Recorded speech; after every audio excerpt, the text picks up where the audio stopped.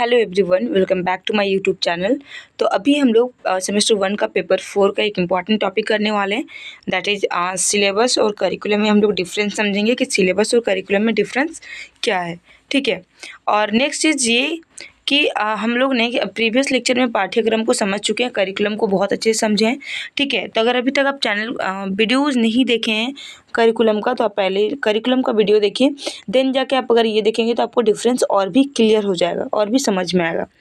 तो चलिए समझते हैं सिलेबस। देखिए, अगर हिंदी नाम से अगर आप याद रखेंगे ना, तो हिंदी वाला ना थोड़ा सा आप कभी कभी कहीं पे देखेंगे कि सेम हो जाता है, कहीं कहीं पे सिलेबस को करिकुलम को भी पाठ्यचर्या कहा जा रहा है।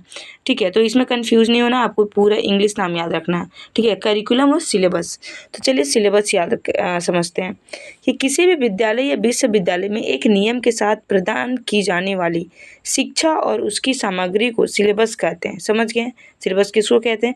कि किसी भी विद्यालय और विश्वविद्यालय में एक नियम के साथ कि कितने टाइम में कौन सा टॉपिक को क्लियर करना है, या फिर कौन कौन से वर्क एक्टिविटीज़ करने हैं, कौन सा प्रोजेक्ट वर्क किस मंथ में करना है। तो एक नियम के साथ एक सीक्वेंस क्या करवाया जाता है, प्रोवाइड करवाया जाता है। उस सामग्री को हम लोग क्या कहते हैं, सिलेबस कहते हैं। यह बताता है कि किसी भी विशिष्ट ग्रेड या मानक को प्राप्त करने हेतु कौन कौन से विषय और कितनी जानकारी की जरूरत है। ठीक है, उसी चीज़ को यहाँ पे लिखा हुआ है। अब हम लोग समझते हैं difference between curriculum and syllabus. Syllabus और हम लोग करिकुलम में हम लोग क्या समझेंगे, डिफरेंस समझेंगे कि करिकुलम और सिलेबस में क्या डिफरेंस है। तो हम लोग इधर एक साइड हम लोग लिखे हैं बेसिस, कि किस बेसिस पे डिफरेंस है। एक साइड लिखे हमारा एक कॉलम है सिलेबस का एंड एक कॉलम है करिकुलम का। तो चलिए मीनिंग पहले समझते हैं कि सिलेबस का क्या मीनिंग है और करिकुलम का क्या मीनिंग है। सिलेबस क्या होता है, विषय विशेष कॉन्सेप्ट को शामिल करता है, किसी एक पर्टिकुलर सब्जेक्ट को यहाँ पे मेंशन करता है।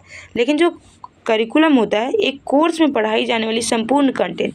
जो भी एक कोर्स, जैसे आप बीएड करें तो बीएड एक क्या हुआ, कोर्स हुआ। तो पूरे बीएड में जितना भी कंटेंट दिया जाएगा, पूरा जितना भी कंटेंट होगा वो क्या होगा, करिकुलम होगा। उत्पत्ति अगर हम लोग जानेंगे तो जो सिलेबस है वो ग्रीक यूनानी भाषा की स्ट्यूबा शब्द से हुआ है इसका उत्पत्ति, जिसका अर्थ होता है टाइटल लेवल। या फिर जो करिकुलम होता है वो लैटिन भाषा के कुर्रे शब्द से बना है। जो करिकुलम है वो लैटिन भाषा कुर्रे शब्द से बना है। सिलेबस ग्रीक शब्द के स्ट्यूबा शब्द से बना है, ग्रीक भाषा के। ठीक है, जहाँ पे कुर्रे का अर्थ होता है दौड़ का मैदान। अगर सेट फॉर बोलेंगे तो सेट फॉर सब्जेक्ट स्पेसिफिक। ये क्या होता है कि सब्जेक्ट स्पेसिफिक होता है, कौन सा, सिलेबस। ठीक है, जैसे मैथ्स का है, साइंस का है, इंग्लिश का है, हिंदी का है। तो ये क्या हुआ, एक सब्जेक्ट ओरिएंटेड हुआ। अगर हम लोग सिलेबस को समझेंगे तो किसी कोर्स के लिए, जैसे 12th ग्रेजुएशन, अभी जैसे आप बीएड कर रहे हो, ठीक है, आप लोग बीएड कर रहे हैं, तो पूरा एक कोर्स बीएड जो कोर्स हुआ उसके लिए बनाया जाएगा। हम लोग समझेंगे नेचर। नेचर क्या, डिस्क्रिप्टिव नेचर होता है सिलेबस का, और इसका क्या होता है, प्रिस्क्रिप्टिव होता है। स्कोप अगर हम लोग देखेंगे तो जो सिलेबस होता है वो नैरो होता है, और जो करिकुलम होता है वो वाइड होता है। जैसे सेट, परीक्षा मंडल, सीबीएसई, जैक, इस तरह का होता है। और जो ये होता है वो जैसे राज्य सरकार, केंद्र सरकार, इस तरीके से होता है। अगर आप टर्म देखेंगे तो सिलेबस का 200 से 240 दिन होता है, लेकिन जो करिकुलम होता है, करिकुलम पूरा जब तक कोर्स कंप्लीट नहीं होता है। ठीक है।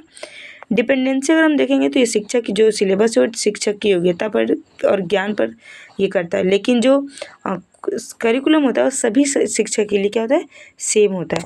तो ये हमारा डिफरेंस था सिलेबस और करिकुलम का। तो ये बहुत इंपॉर्टेंट है वीवीआई क्वेश्चन एग्जाम के लिए, तो आपको इसको करके ही जाना है। होप आपको ये लेक्चर समझ में आया होगा। मिलते हैं नेक्स्ट लेक्चर में, नेक्स्ट वीडियो के साथ, नेक्स्ट टॉपिक के साथ। Till then keep learning, keep shining. Thank you.